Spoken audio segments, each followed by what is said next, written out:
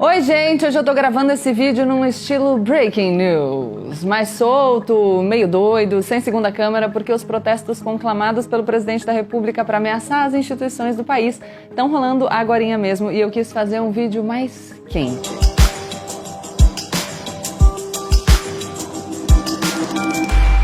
São manifestações antidemocráticas porque é assim que a gente chama a manifestação que pede o fechamento do Congresso e do STF, ok?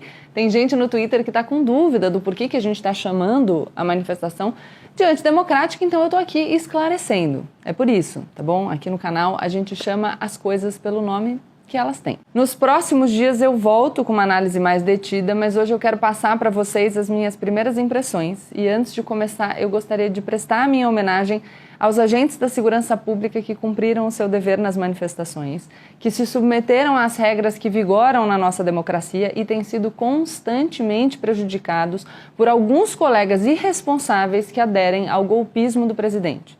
A vocês que se colocam em risco pela nossa proteção e pela proteção das instituições da República ao cumprir o seu dever, o meu muito obrigada. Vocês devem ter visto umas fotos com bastante gente de camiseta da CBF, pode ter dado uma assustada em algumas pessoas, mas eu acho importante lembrar que os atos foram concentrados em algumas capitais, exatamente para gerar a ilusão de um tamanho maior. O Bolsonaro sabe que o que importa é a foto, aquela foto aérea de um mar de camisetas de futebol, e por isso que vários ônibus foram fretados para levar manifestantes para esses locais de concentração. Aliás, será que o Alexandre de Moraes já sabe quem pagou a viagem dessa galera ou não? Uma coisa para pensar, né? Se os protestos fossem descentralizados, eles seriam de qual tamanho? Vocês já pensaram?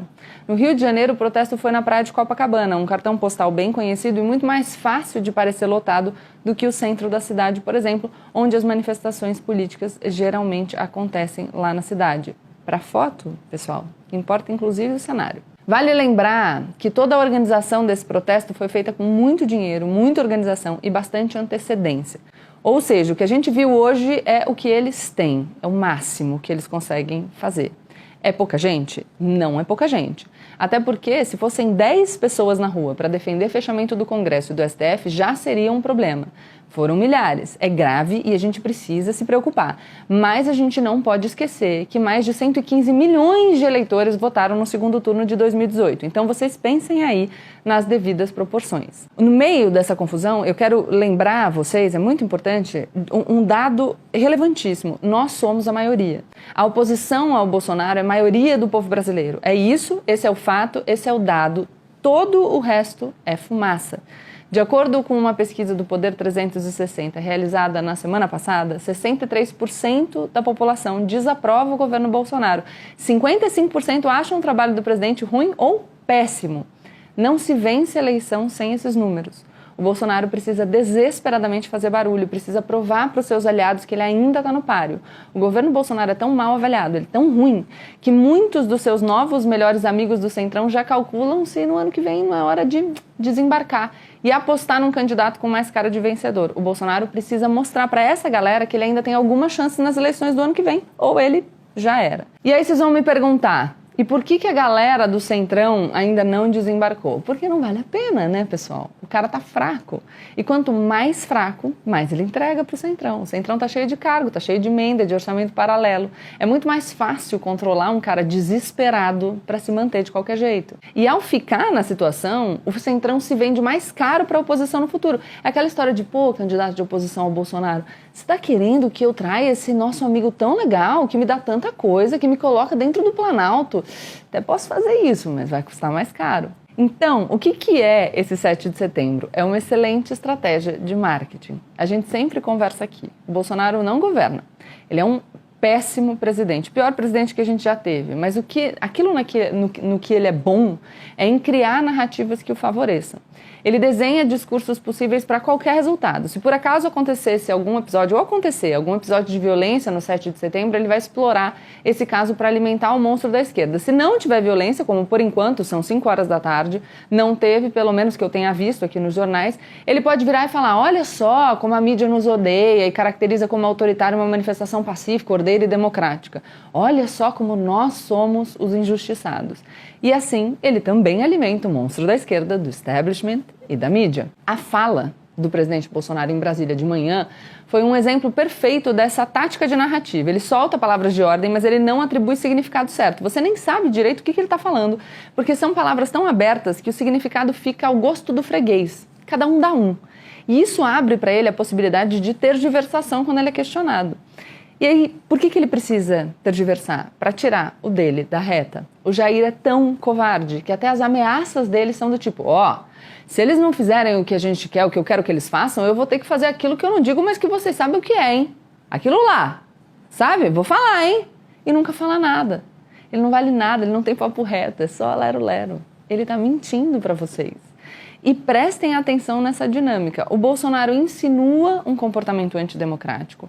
Os seguidores dele acatam a sugestão do chefe e se colocam em risco em nome dele, do Bolsonaro, mas ele nunca se coloca na reta. Só você dar uma olhada nos tweets dos filhos bolsonarinhos hoje. O Flávio acabou de deslegitimar quem pede fechamento do Congresso do Supremo, que é quem estava lá na esplanada.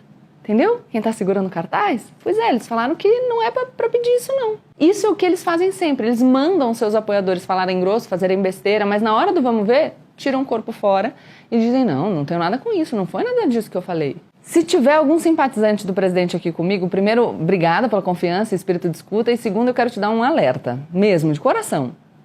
Se você seguir a cartilha antidemocrática do presidente, quando a justiça vier para cima de você, o Bolsonaro vai te abandonar.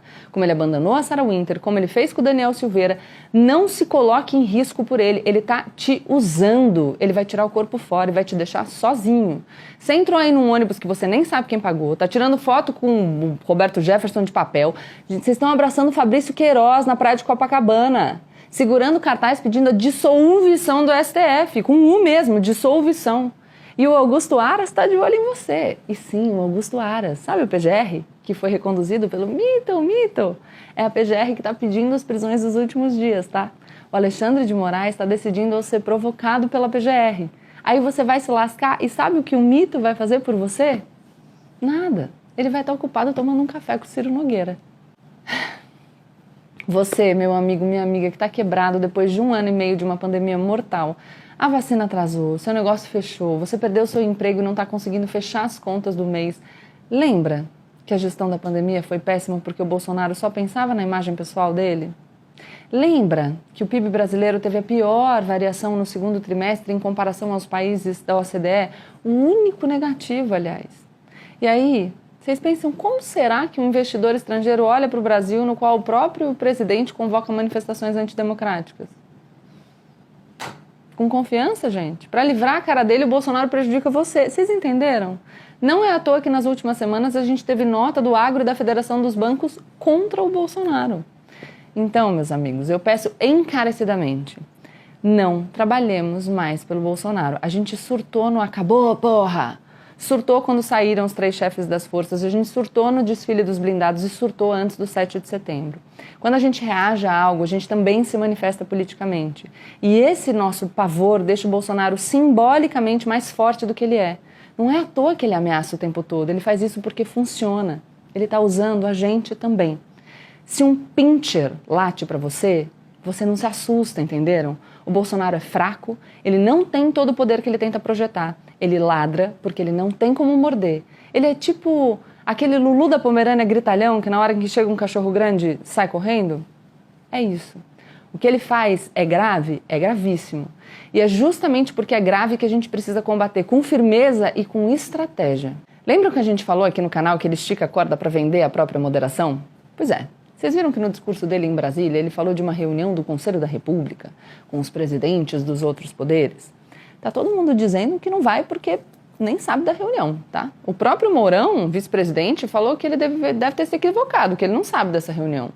O meu palpite é que o discurso é um pedido. Ele esticou a corda e agora quer sentar para conversar com mais barganha, quer fazer o que ele faz de melhor. Uma coisa na frente das câmeras para insuflar o seu público e outra por detrás para preservar a si mesmo e a própria família. E vamos prestar atenção em quanto ele vai cobrar para se moderar pelos próximos 5 minutos e quanto tempo mais vão aguentar serem acossadas as nossas lideranças políticas. O Kassab, que não é o cara mais ativo das redes, o extremo centro, aquele que nem esvaziou a gaveta entre o governo Dilma e o governo Temer, já apareceu para acenar pelo impeachment. Vocês já imaginaram, por exemplo, um Mourão no PSD? Sei lá, né? Esse Brasil é tão louco. Eu nem acho que o impeachment seja uma hipótese tão ruim para o Bolsonaro, não, tá? Já falei isso aqui no canal. Melhor ser empichado para ele e continuar com essa balela do que competir em 2022 e perder. Ele já adiantou no discurso em São Paulo, depois da pataquada do voto impresso, que foi derrotada no Congresso seguindo os ritos democráticos, que ele não pode participar de uma farsa. Já está achando desculpa para regar. Agora, o Arthur Lira disse que o Bolsonaro prometeu para ele que ele tendo levado a questão do voto impresso para o plenário, ele se conformaria. Enfim, ele expôs o Arthur Lira, né? Agora a gente vai ver se o presidente da Câmara também arrega ou vai tomar alguma atitude. O Bolsonaro disse também que nunca vai ser preso, o que me animou em alguma medida, porque ele somente aí... Não sei, eu pensei que pode ser uma boa notícia, mas... sei lá, melhor não criar expectativa. Vou fixar minha última mensagem aqui. Seja lá qual for o resultado desses atos, seja lá quais forem as fotos produzidas, a verdade é que nós, que somos oposição ao Bolsonaro, que não defendemos o discurso golpista, somos a maioria. E nós precisamos constantemente nos lembrar disso. Essa é a nossa mensagem. Não foi o próprio Bolsonaro que disse uma vez que as minorias tinham que se curvar às maiorias? Pois essa é a hora de lembrar que a minoria são eles. São eles, portanto, que vão ter que se curvar à democracia. Gente, por último, eu queria fazer uma pergunta. Eu sei que tem gente aqui no canal de várias áreas, enfim, historiador, psicanalista, antropólogo. Comentem aqui embaixo, por que tanto símbolo fálico? Tinha um cara segurando um dildo dourado em Brasília, o peru inflável verde e amarelo na Paulista. Não sei, tem alguma coisa a ver com o bombeiro, gente, com a foto do Lula na praia? Eu não entendi. Vocês podem me ajudar nos comentários? É isso. Deem o like de vocês, se inscrevam no canal e compartilhem o vídeo com seus amigos. E lembrem-se, se a gente se apavora e não consegue manter o menos emoção e mais razão, a gente trabalha pelo bolsonarismo. Tchau, tchau.